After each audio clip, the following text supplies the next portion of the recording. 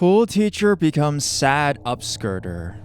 In high school, I was the weirdo, always reading classic literature, hair dyed, listening to punk and ska, etc. I had a small group of like-minded friends, but other than us, it was a very straight white school filled with very closed minds, until the arrival of Mr. X. Now, Mr. X was different to all the other teachers. His clothes were unkempt, but in a cool, edgy sort of way. His hair was long and scruffy, and he had an air of rebellion about him. He was, of course, an English teacher, and immediately we became friends. I say friends because I'm now old enough to understand how inappropriate that was, but I'd spend lunchtime in his room talking about Oscar Wilde, Mary Shelley, feminism, etc. We'd listen to cool music and talk about concerts we've been to. He'd often say things like, "I can't believe you're only 14, you're so mature." I was flattered and felt like he truly saw me for who I was. Writing this 20 years later, I feel embarrassed as hell, but that was how it was.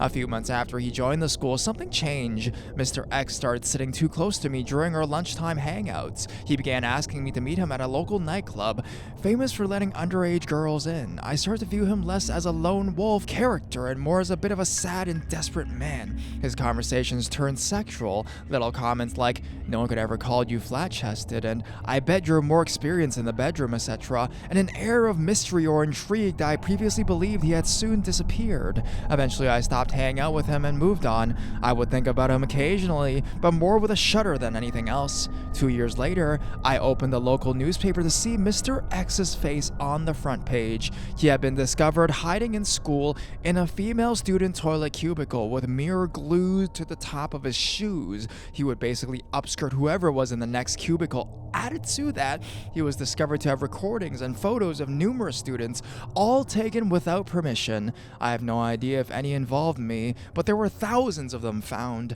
The police arrested him and he was put in jail for 10 years. The slight irony is that now I am an English teacher.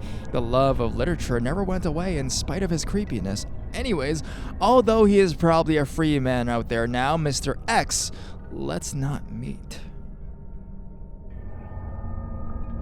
Not the ideal English teacher. Long-time reader, first-time writer. I'm Spanish, so I apologize if there are any mistakes. Let's get to it. This story started years ago when I was 5. I'm 27 years old, female now. I live with my parents and my sister at the time. The average working-class family, nothing out of the ordinary, happy times. We moved to a different house in the same town, but I was sent to a new school because this one was way closer now. It is curious that I have these times pretty blurred in my memory because I was very young, but there are some days I can see as clear as water. This is one of them. My first day at this new school, I was very nervous. I wasn't the most extroverted, talkative kid. I was extremely shy and insecure, and so am to this day. Once there was a sweet and very loving woman came and explained to me that she was my new teacher, but now it was English time and she took me in this class.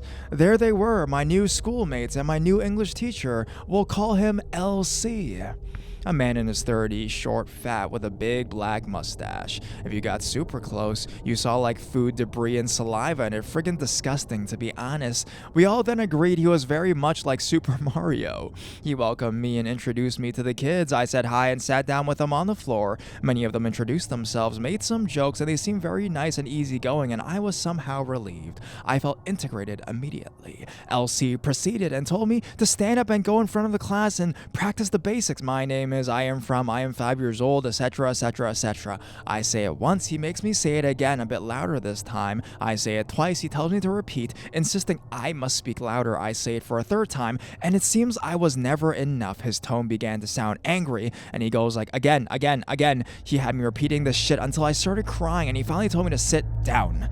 My mates told me it was okay, and that he was an a-hole.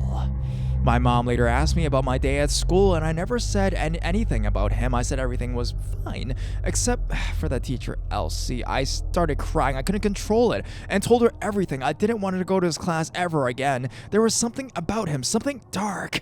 I don't know what it was, but I felt it, and he scared the heck out of me. Always trust your gut, kids. The following weeks, I kept whining to my mom the mornings I had English, but what could she do? She tried to calm me down, saying it was okay to have fun with my new friends, and he was just a grumpy teacher. I went to that school for 4 more years. I got used to him and his peculiar character. For example, he got really pissed when a kid was late to his class. He yelled and told him to wait outside, sitting on the floor by the door thinking. We were actually scared to be late, but there were also days when he was nice and fun. Time passed, nothing out of the ordinary except for one thing. He talked a lot about the FBI. Like, we'd been in the computer class, visiting the FBI website, reading about the most wanted criminals and stuff like that. Not the average English teacher for 9-year-olds. He took pictures of us saying they were for a design for our own personalized FBI identification. Kind of a game of sorts. That never happened, but we didn't think anything weird about it. In Christmas time, he had taken a picture of the class to design a postcard. Years later, I was in high school, and an old classmate from that school tells me, "Hey, have you seen the news? Elsie was found dead." I looked for it online, and I could not believe what I was reading. Police had recently found that Elsie was a pedophile. In fact, the amount of material found on his computers and hard drives was so vast. It made him one of the biggest pedos in the whole entire country. When Elsie knew police was after him, he killed himself, jumping into the sea near the town's port to finally drown himself. I then remember that day when he didn't stop until I cried. I remember he scared me so much I didn't want to go to school. His FBI obsession, our photos, everything made sense. That darkness I felt around him made sense. Due to his death, I could no longer meet Elsie. What a good thing to know. My 6th grade Spanish teacher should not have been employed. I'm not quite sure how to even start this story. A lot of things I've experienced never really fit this subreddit's guidelines until yesterday, when the story worried its way into my head once again. This story happened when I started a new school in the middle of 6th grade. I am 19 years old now. This was technically my first middle school, and for many reasons I transferred out. This definitely did not help. About halfway through, I was switched into Spanish to finish out the year. I'd always had a foreign language class, so I thought it'd be a pretty easy grade to end with. There was a lot of buzz surrounding the Spanish teacher, Mr. D, and when I first saw him and how he acted, I thought I could tell why it was.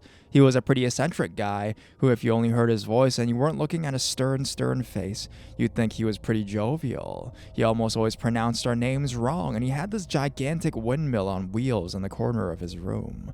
The windmill reminded me that I heard about this teacher from an older boy named Jay in my Sunday school class. I remember telling him I was going to his school. My mom and I had run away in the middle of my 6th grade year, and I would start at a new school after Christmas break ended. It was nice to know I had at least a couple people that I knew, so I asked if he could tell me about the school or if he had any advice. Jay told me that if I ever got Mr. D to transfer out immediately. It sounded a little bit dramatic, but as we got more acquainted with Mr. D, so too did he get more acquainted with us. One thing that always made us all uncomfortable was how he would rub chapstick on his lips fairly aggressively for like a minute, which was definitely made worse when he'd stand with one leg resting on something and his crotch leaning forward. Sure, it was pretty uncomfortable, but not the worst thing in the whole entire world, just a bit odd.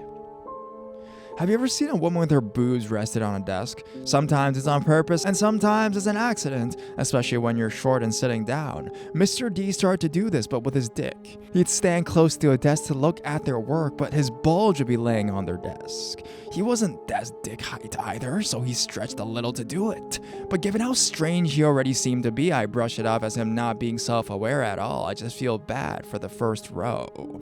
Flash forward, and all his little idiosyncrasies seemed to be more prominent as the days marched on. I remember once he even answered his phone and carried the conversation on a bit before stepping out of class. I should note, he wasn't a great teacher. He wasn't even a good teacher.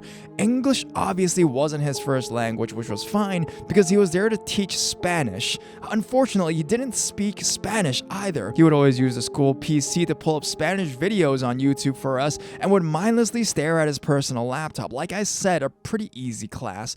I just feel bad for the other students who didn't already know certain things when tests came. We walked in one day, and on my desk, the chair in front of mine and the desk in front of mine, there was a semi-straight line of off-white liquid. It was mainly on my desk and thinned out across the chair and desk in front. Mr. D came over, not quite fast enough as the kid behind me asked what it was. All we got was nothing, as he very quickly wiped it away with his hand and rubbed it on his pants. He couldn't say water because it wasn't clear. It really only looked like one thing, but there wasn't any way to definitely prove it was. I tucked my hands in my sleeves and did my best not to touch the desk.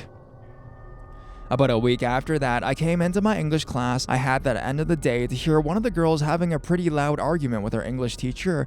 I walked in at the middle, but the girl, Megan, was extremely upset and asking why she shouldn't go to the principal. Megan was a bit of a hothead, sure. She was still a really nice girl, though. I couldn't see her dramatizing a situation this much. I later found out what happened from my best friend at the time, who was in Mr. D's class when it went down. Their class was ahead of us, so their test was scheduled for that day.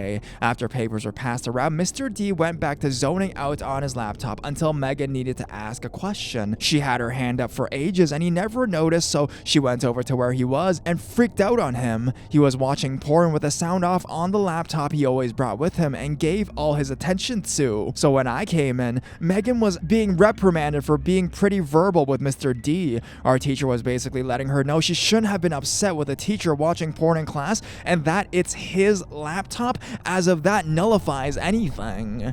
Looking back, it explains so much of his shifty behavior. The desk dick rest, the hardcore stares, the personal laptop all the time, and the definite cum on our desk.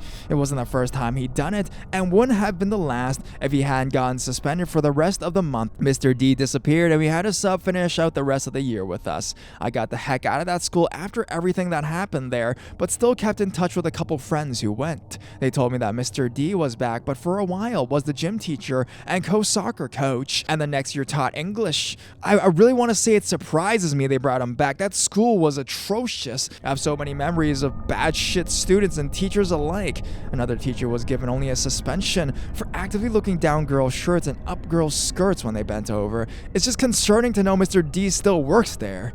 I've had a lot worse shit happen to me, and I'm still suppressed his memory for ages. So, teacher who came on our desk and definitely scarred some kids for life. Let's not meet.